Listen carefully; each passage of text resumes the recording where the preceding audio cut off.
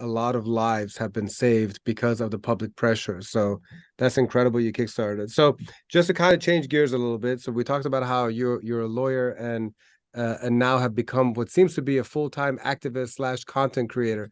How in the world do you balance this? Do you have like extra hours that we don't have? Like what are you doing professionally and activism wise? I mean, I don't have an answer to it. Like, I lose sleep. I don't have time for anything or anyone. Like, I'm always on E the whole time. I have like no time, no energy. I like stay up. Even when I'm like doing one thing, if I'm in court, I'm like checking on stuff on my phone and putting stuff together, and at the same time thinking of ideas of what I need to talk about and taking screenshots here and then addressing the judge. And then like, it's just chaos. It's chaos 24/7, and it's exhausting. And so I think that's one thing that people don't really realize about having a full-time job as an attorney, which is already extremely stressful job, and also being a full-time content creator, that, sometimes the way that they approach you is a bit like, please not today, because I actually can't. Like, I really cannot. Do you have you had a situation where like in court they're like, wait, aren't you the person that's like really outspoken about Iran? Like, have you had like the bleeding of like your content creation into your professional space? Has anything come up yet? One person in court, one of the lawyers that I know from court did see me on TikTok. She was like, I watch your TikToks on Iran. And I was like, oh. But I know Nice. that yeah, go ahead. Educating the opposing counsel. Great. Go ahead. Yeah. You were saying. Exactly. Yeah, no, she wasn't even opposing counsel. She was defense attorney, so it didn't really do anything. But I don't know if it's like I know that my TikToks, my legal TikToks, like, are in the courtroom, because people tell me, they're like, I share this with my lawyers and friends and judges and da, da. But I don't know about Iran content in the courtroom yet. We'll see. What about like in general? Like, are you ever concerned about the things that you're saying so publicly, so open, having it like impede in any way your professional stance? Not really. Every profession has its own ethical guidelines. So as lawyers, we take 2 exams on ethics. One is in the bar exam, and one's a separate ethics exam that you take like the year before the bar exam. And we know, at least to a reasonable extent, what the ethical, guidelines are. So as long as you kind of stay within that, of course, we have freedom of speech. This is not the Freedom of Islamic speech. Republic of Iran. That's right. Thank That's God. right. So listen, obviously the way that you have shined in this revolution, as far as an Iranian content creator, is just leveraging social media, and you've done things incredibly where you've amassed a big audience. What are some like tips and tricks that you can share for creating content, considering right now outside of Iran, this is one of the best things that we can do? So if you can share some tips and tricks for those who are watching, even with smaller platforms, go ahead and share away.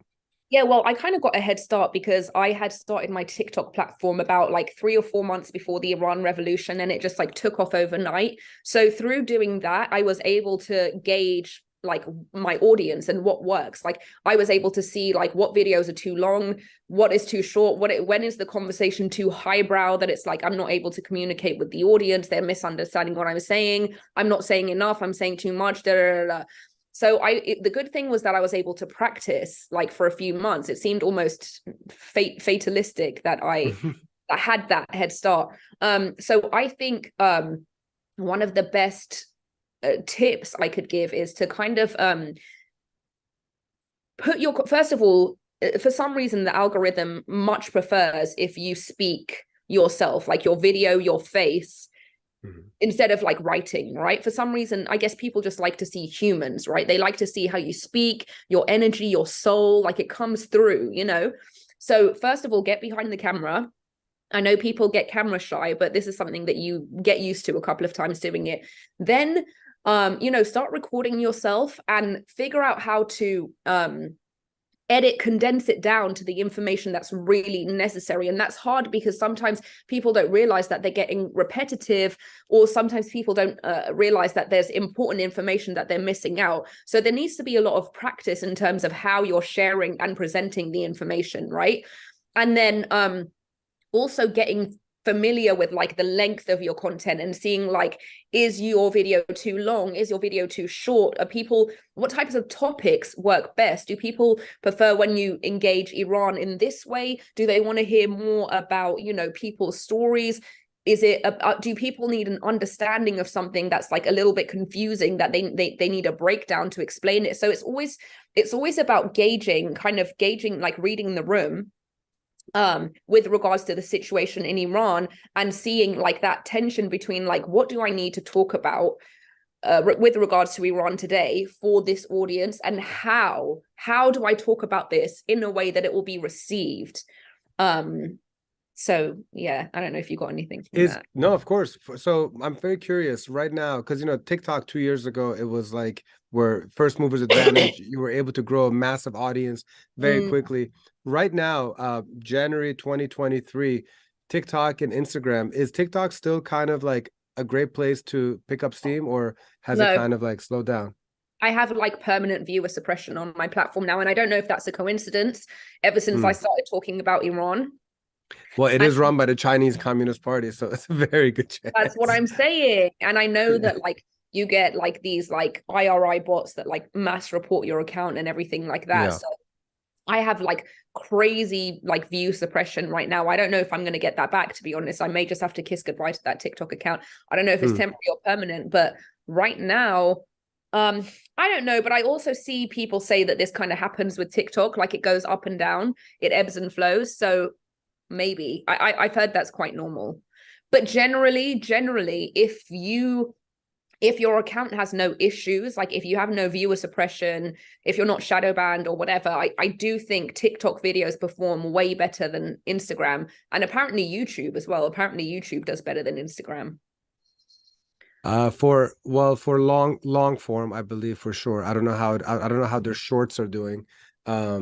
But definitely for longer form, I think YouTube, and then Instagram, I think, just tries to copy TikTok and make it more conducive for short 60 to 90 seconds. I feel like it's built for people like you. I like to go my longer rants. So Instagram and TikTok are just not. Yeah. Yeah, I need to work on condensing my words, basically. But you've done an incredible job. So listen, I'd love to talk to you much longer. I want to close it on, once this revolution is successful, do you see yourself, or would you like to go back to Iran? And if so, what's the first thing that you would do? I always like to hear that from people. So I would love to have an opportunity to be involved in the legal, process of kind of reestablishing a legal system after the Islamic Republic is gone, you know, working to draft the constitution, like making sure that all the rights, privileges, equalities that the people have been asking for, you know, we get that in there.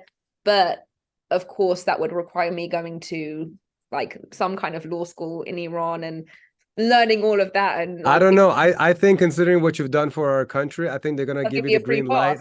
Well, yeah, just tell them, you know, Iman, and I'll take care of it for you. Okay, just have your people contact my people. There's no way I'm gonna have you go through the whole legal process. Just put it in front of the line. She has earned her law degree in Iran for everything she's done to bring freedom to Iran. So yeah. Oh, well, I'll try that argument. I'll just be like, listen, just let me into the bar, whatever bar you have, our new bar, because it'll be a new bar. You know what? I'll just create the bar and just put myself into it. How about that? The only bar I want in Iran is one that has Jack and Coke, and I could enjoy dancing and celebrating with my fellow Iranians.